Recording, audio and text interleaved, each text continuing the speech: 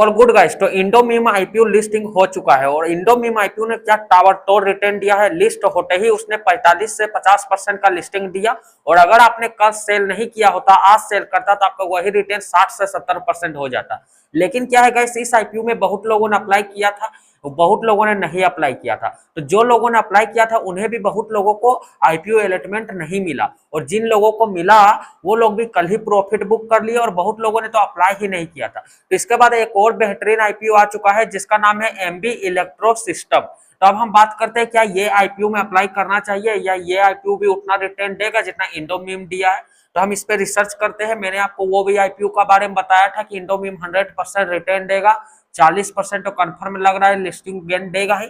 आप लोगों ने, बहुत लोगों ने यकीन नहीं किया था लेकिन मैंने कहा था कि लिस्टिंग गेन देगा। तो अब हम इस आईपीओ पे रिसर्च करते हैं कि इस आईपीओ का कैसा हाल चाल है, क्या ये लिस्टिंग गेन देगा या लॉन्ग टर्म के लिए है या शॉर्ट टर्म के लिए है, या हमें इसे होल्ड करना चाहिए या ऐसा हमें अप्लाई करना चाहिए इसे, या फिर हमें इसे अवॉइड करना चाहिए। तो हम एक एक पॉइंट करके आपको बताते हैं, उसके बाद आप खुद डिसाइड कर लीजिएगा कि हमें इस आईपीओ में अप्लाई करना चाहिए या नहीं करना चाहिए।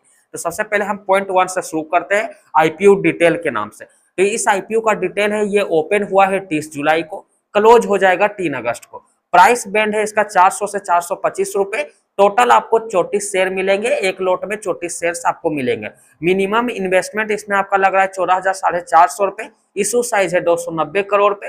टाइप ऑफ है fresh issue, listing NSC and BSc. ठीक है, तो ये मैंने आईपीओ का ओवरऑल ऊपर ऊपर वाला डिटेल बता दिया। ठीक है, इससे आपने जान लिया कि ये आईपीओ है क्या। तो सबसे पहले मैं आपको बता दें, 30 जुलाई से ये ओपन हुआ है, 3 अगस्त को खत्म हो जाएगा। प्राइस बैंड है 400 से 425। तो 400 वाला तो भूल ही जाइए, कट ऑफ में मिलेगा, 425 मान लीजिए। ठीक है, एक लोट आप अप्लाई कीजिएगा तो एक लोट में आपको 34 शेयर्स मिलेंगे। मिनिमम इन्वेस्टमेंट आपका 14,450 रुपए लग रहा है। इशू साइज है 290 करोड़। अब इशू साइज 290 करोड़ है, मतलब कि ये 290 करोड़ का है। उसका बाद इसमें आप बात करते हैं कि ये टाइप ऑफ क्या है, ओएफएस है, ये क्या है। तो ये 100% फ्रेश इशू है, मतलब कोई भी पुराना एग्जीक्यूटर जो है, प्रमोटर अपने शेयर्स को नहीं बेच रहा है, पुराने इन्वेस्टर शेयर्स को नहीं बेच रहे। इसका जो भी ये पैसा इरेज करेगा कंपनी, ये सारा पैसा कंपनी में जाएगा। कोई भी इन्वेस्टर इस पैसे को नहीं ले सकता है क्योंकि ये 100% फ्रेश इशू है। तो सबसे पहले ये क्लियर हो गया कि ये ओएफएस नहीं है। तो ये इस आईपीओ का बहुत बड़ा पॉजिटिव पॉइंट है। इंडोमिम में भी आपने देखा कि उसमें भी कितना 500 करोड़ का मात्र फ्रेश इशू था और बाकी ये था, ओएफएस था, लेकिन इसमें ये नहीं है, ये 100% फ्रेश इशू है। तो ये हो गया। अब पॉइंट 2 की बात करते हैं कि कंपनी करती क्या है। तो एमबी इलेक्ट्रॉनिक सिस्टम जो है, MB electro system railway sector के लिए एडवांस इलेक्ट्रिक और पावर इलेक्ट्रॉनिक्स प्रोडक्ट बनाती है, इलेक्ट्रॉनिक्स प्रोडक्ट बनाती है। समझ आ गया, मतलब कि ये रेलवे सेक्टर के लिए एडवांस और इलेक्ट्रिकल और पावर इलेक्ट्रॉनिक्स प्रोडक्ट्स बनाती है। जैसे कि मैंने इसके कुछ प्रोडक्ट भी खोज के निकाला है, तो मैं आपको बता दूं, IGBT population, railway infra, railway electrification equipment, auto fault है, और क्या है, पावर इलेक्ट्रॉनिक्स है। मतलब इस टाइप का ये कुछ कुछ चीजें बनाती है। मुझे साला नामो ठीक से पढ़ नहीं पा रहे, कहीं अजबे नम्मे है सबका। ऑटो फोल्ट लोक्टर है, इस टाइप में कुछ है। कंपनी इंडियन रेलवे और मेट्रो प्रोजेक्ट को सप्लाई करती है। मतलब ये कंपनी जितने भी प्रोडक्ट बनाती है, आप थोड़ा रिसर्च कर लीजिएगा। अगर कहिएगा तो मैं इसका एक डिस्क्रिप्शन में डाल दूंगा कि क्या क्या कंपनी बनाती है। ठीक है, ये उतना इंपॉर्टेंट नहीं है, इसलिए मैंने इसमें कुछ डिटेल में रिसर्च नहीं किया। ठीक है, तो सीधा सीधी कंपनी इंडियन रेलवे और मेट्रो प्रोजेक्ट के लिए सप्लाई करती है। मतलब जो भी प्रोडक्ट बनाती है ये इंडियन रेलवे और मेट्रो को सप्लाई होता है। ठीक है, अब हम बात करते हैं पॉइंट 3, सबसे बड़ी पॉजिटिव बात का।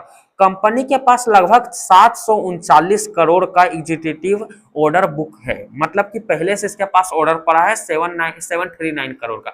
मतलब आप ऐसे मान लीजिए ना, 739 करोड़ का इसको पहले से ही टेंडर मिल चुका है, अभी तक काम नहीं हुआ है उस ऑर्डर पे। ठीक है, मतलब इसका पास टेंडर पहले से आ चुका है। मतलब ये नहीं कि कंपनी के पास काम नहीं है, कंपनी के पास अभी काम है, ये इसका सबसे बड़ा पॉइंट है। और रेलवे इंफ्रास्ट्रक्चर और इलेक्ट्रॉनिशियन प्रोजेक्ट बढ़ाने से ऑर्डर फ्लो भी बढ़ सकता है। मतलब कि अगर रेलवे में कोई काम बढ़ता है, इंफ्रास्ट्रक्चर को बढ़ाया जाता है, इलेक्ट्रॉनिक सिस्टम को बढ़ाया जाता है मेट्रो में, तो इसका भी और फायदा होगा और इसे और भी ऑर्डर मिल सकते हैं, ये इससे साबित होता है। ठीक है, अब हम बात करते हैं पॉइंट 4 का। सबसे बड़ा एक रेड फ्लैग इसमें है। सब कहिएगा कि भैया जब अच्छा चीज है तो रेड फ्लैग भी तो होना ही चाहिए। इसका रेड फ्लैग क्या है, मैं ये आपको बताता हूँ। यहीं पर इन्वेस्टर को थोड़ा सा ध्यान देने का जरूरत है। इन्वेस्टर को, लिस्टिंग गेन वाले के लिए मैं बाद में बताऊंगा। फाइनेंशियल ईयर 26 में नेट लॉस है 12 करोड़ 63 लाख, मतलब रेवेन्यू भी पिछले साल के मुकाबले कुछ गिरा है, ठीक है।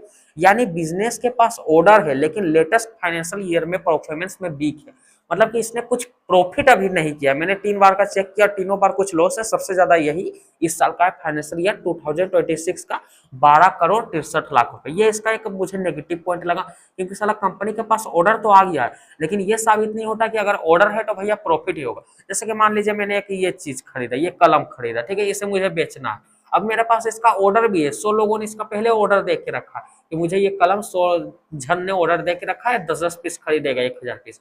लेकिन वो 1000 पीस बेच के मुझे प्रॉफिट होगा कि नहीं होगा, इसका तो कोई गारंटी नहीं है गाइस। यही चीज है इसमें, इन लोग के पास 739 करोड़ का ऑर्डर पहले से मिल चुका है, लेकिन उसमें प्रॉफिट होगा कि नहीं होगा ये तो कोई गारंटी नहीं है।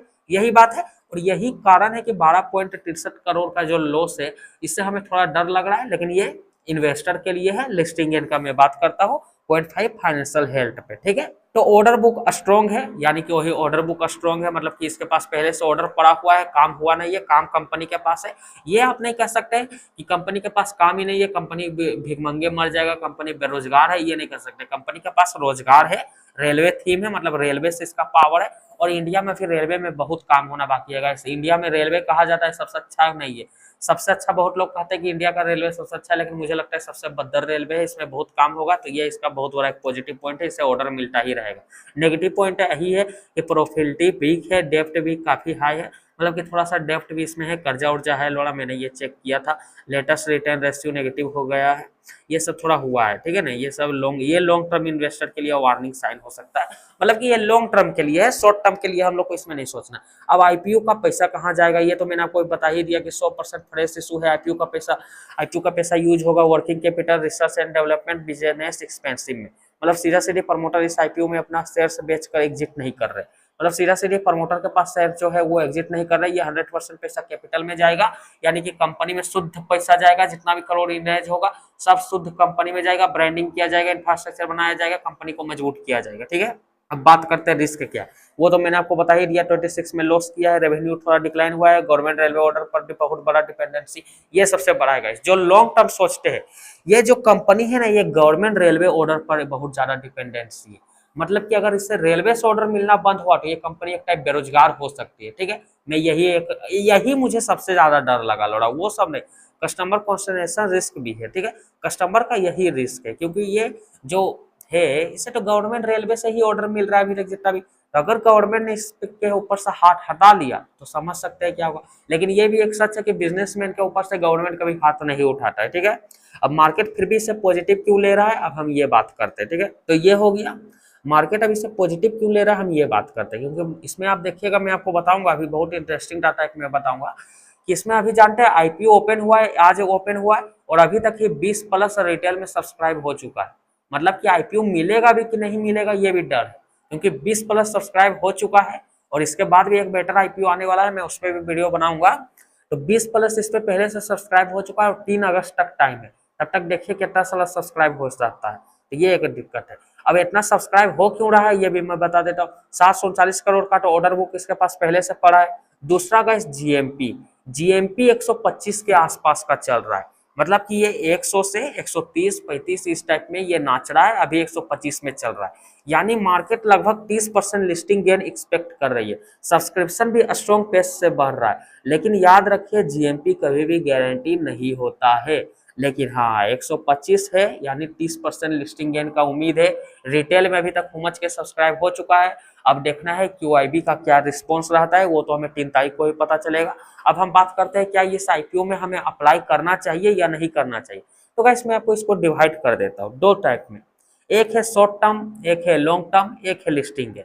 तो लिस्टिंग गेन के लिए मैं बोलूंगा गाइस 100% अप्लाई कीजिए, अगर क्यूआईबी अच्छा खासा 10+ जाता है तो, क्योंकि जीएमपी तो स्ट्रॉन्ग चल ही रहा है, जीएमपी स्ट्रॉन्ग चल रहा है, रिटेल तो हुमच का अप्लाई कर दिया, पहले तो मिल जाए यही बड़ी बात है। दूसरा कि अगर लिस्टिंग गेन हुआ तो 25-30% तो आराम से देगा ही। लॉन्ग टर्म के लिए थोड़ा बेटर रिसर्च कर लीजिए, अगर आप कहेंगे तो फिर मैं वीडियो शूट करूंगा, ठीक है। लॉन्ग टर्म के लिए आपको थोड़ा रिसर्च करना पड़ेगा, जब तक कंपनी के दोबारा प्रॉफिट में ना आ जाए तब तक थोड़ा सा मुझे डर लग रहा है, ठीक है, यही है। अब फाइनल रेटिंग में इसको बात करता हूँ, तो बिजनेस में मैं इसे रेटिंग दूंगा 5 में से 4 दूंगा, ऑर्डर बुक में मैं इसे दूंगा 5 में से 5, क्योंकि पहले से कंपनी के पास ऑर्डर पड़ा हुआ है, भैया आके काम कर दे, कंपनी करेगा काम, प्रॉफिट आने का उम्मीद है, ठीक है। फाइनेंसर में मैं इसे दूंगा 5 में से 2 या 3 दूंगा, क्योंकि थोड़ा कंपनी थोड़ा लॉस में है, रेवेन्यू भी घटा है और कंपनी बहुत ज्यादा थोड़ा डेब्ट में भी है, ठीक है। लिस्टिंग गेन में मैं इसे दूंगा 5 में से 4। हुमच के लिस्टिंग गेन देगा गाइस, अगर मिला तो हुमच के लिस्टिंग गेन देगा। दूसरा लॉन्ग टर्म के लिए, लॉन्ग टर्म के लिए मैं इसे दूंगा 5 में से 3 या तो 3.5, इस टाइप में मैं दूंगा, या तो नहीं दूंगा 3 या 3.5 में दूंगा।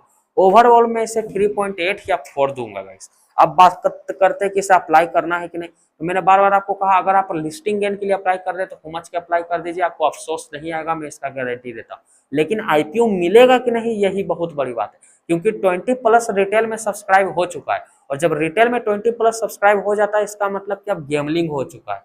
अब ये आईपीओ गेम द्वारा मिलेगा, मतलब एक टाइप का सट्टा मान लीजिए। तो अब देखते हैं इस सट्टा में कौन कौन जीतता है। मैं भी अप्लाई करूंगा, आप भी अप्लाई करिए। तब तक के लिए बाय बाय, जय हिंद फ्रेंड्स।